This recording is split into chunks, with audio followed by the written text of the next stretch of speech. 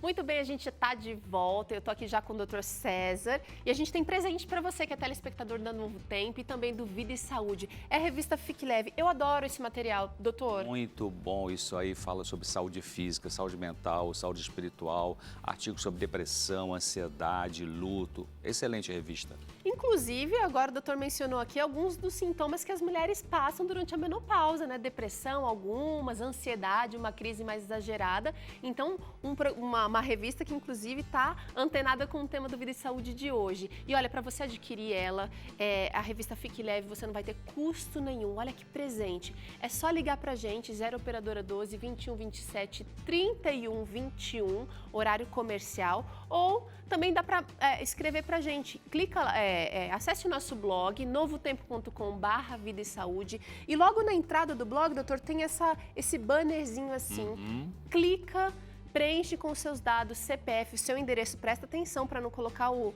número do seu vizinho aí, com o CEP direitinho, e essa revista vai chegar para você sem custo nenhum. É presente de verdade. E sabe como é que a gente consegue fazer isso, doutor César? Com os Anjos da Esperança. Eles financiam esse material para que você receba sem custo nenhum. Então, estou esperando a sua ligação, estou esperando também o seu contato para que você receba a revista Fique Leve aí na sua casa. Agora é o seguinte, a gente continua falando de menopausa, mas o doutor César vai falar aqui no Claramente sobre como o emocional das mulheres fica abalado durante essa fase da vida. É agora, no Claramente.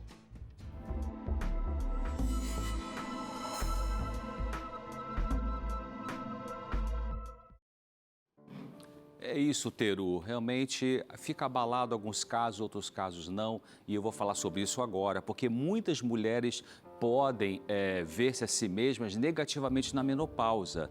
Existem conceitos pejorativos, negativos, né, de que nessa fase elas teriam diminuição do interesse sexual, sofreriam depressão e coisas assim.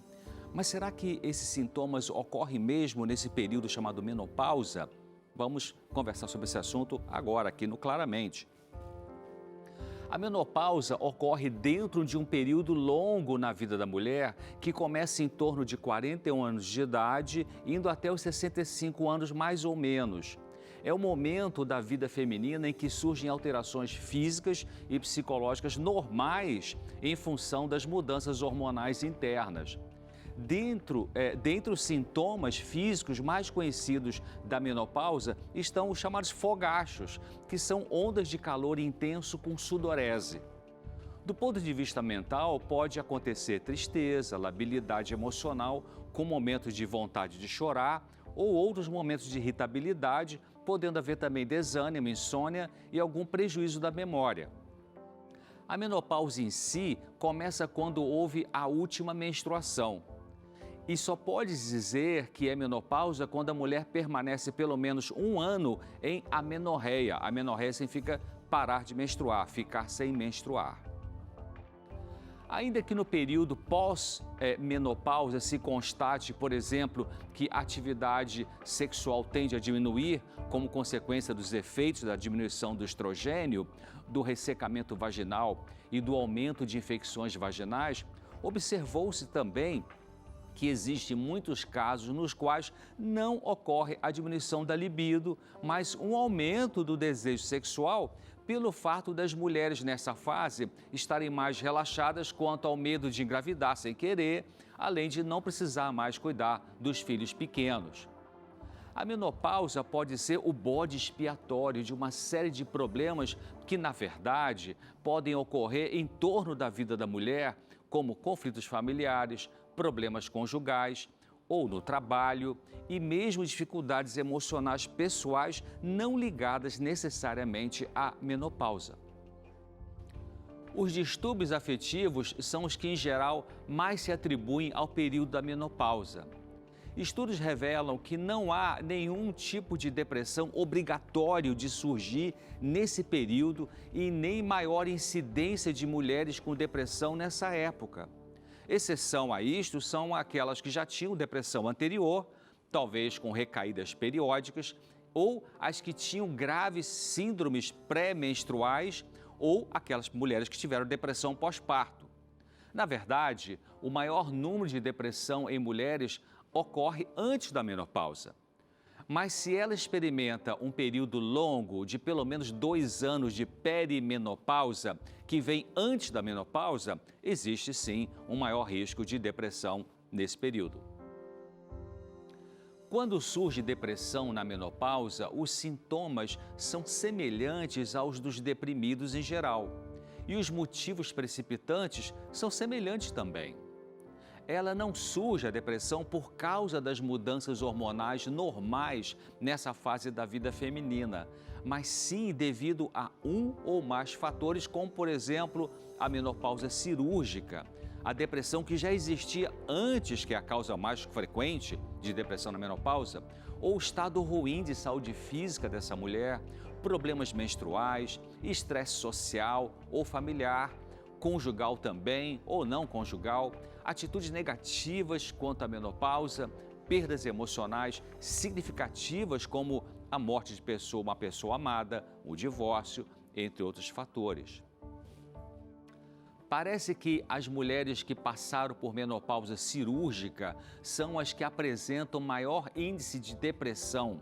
E os estudos não revelam com clareza se o problema se deve ao fato da brusca deficiência hormonal pela retirada dos ovários ou à situação psicossocial ou à enfermidade que provocou a intervenção cirúrgica. Os estudos científicos mostram que os conflitos familiares e sociais e o pensamento negativo, um pessimismo, uma desesperança, parecem ter maior importância quanto à causa da depressão na menopausa do que as mudanças biológicas hormonais desse período. Por exemplo, a chamada síndrome do ninho vazio, na mulher dona de casa, que se mantinha ocupada, cuidando da casa quando todos precisavam dela, dedicando sua vida e energia para os filhos, para o marido, para a própria casa, e sentem a perda do papel materno coincidindo com o período da menopausa. Os filhos vão embora de casa para estudar fora, para casar ou morar sozinhos, e ela pode se sentir profundamente só e sem utilidade. Estas síndromes psicológicas não são uma obrigatoriedade para todas as mulheres na menopausa. Estudos revelam o contrário, que nesse período a incidência de depressão não só não aumenta, como diminui comparado com outras fases da vida da mulher. O tratamento da depressão que surge na menopausa é semelhante de depressões que ocorrem em qualquer faixa etária e gênero, exceto a reposição hormonal, a qual pode ser feita com fito-hormônios numa maioria de casos. São necessários mais estudos antes que se possa afirmar que a reposição hormonal deve ser feita para a depressão que surge na menopausa ou após a mesma, pois isso ainda não foi cientificamente comprovado.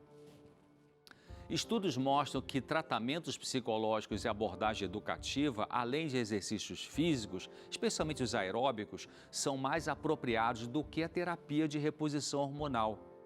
Educar as mulheres quanto à menopausa como sendo um período normal da vida feminina, a menopausa não é doença, ensinando-as a encarar os sintomas da perimenopausa e menopausa positivamente, pode preveni-las de terem depressão reativa aos vários fatores que estão relacionados com essa fase vital. É importante na menopausa a prática de atividades físicas aeróbicas, como caminhada, natação. Ajuda a prevenir a osteoporose, melhora o estado depressivo e coopera na redução da irritabilidade e melhora a memória também. Ao praticarmos atividades físicas, nosso corpo libera substâncias como a serotonina, as endorfinas, que funcionam como auxiliadores na melhora do estado afetivo, diminui a dor, ajuda a serenidade. Ainda que não seja verdade que a mulher na menopausa ganhe peso se estiver fazendo reposição hormonal, é importante ela controlar a dieta usando de preferência um regime vegetariano. O que pode contribuir para engordar no período da menopausa é a diminuição da atividade metabólica. Daí a indicação de exercícios físicos e cuidado com a dieta alimentar. Era isso que eu queria compartilhar com você hoje. Espero você aqui no próximo Claramente. Paz e luz.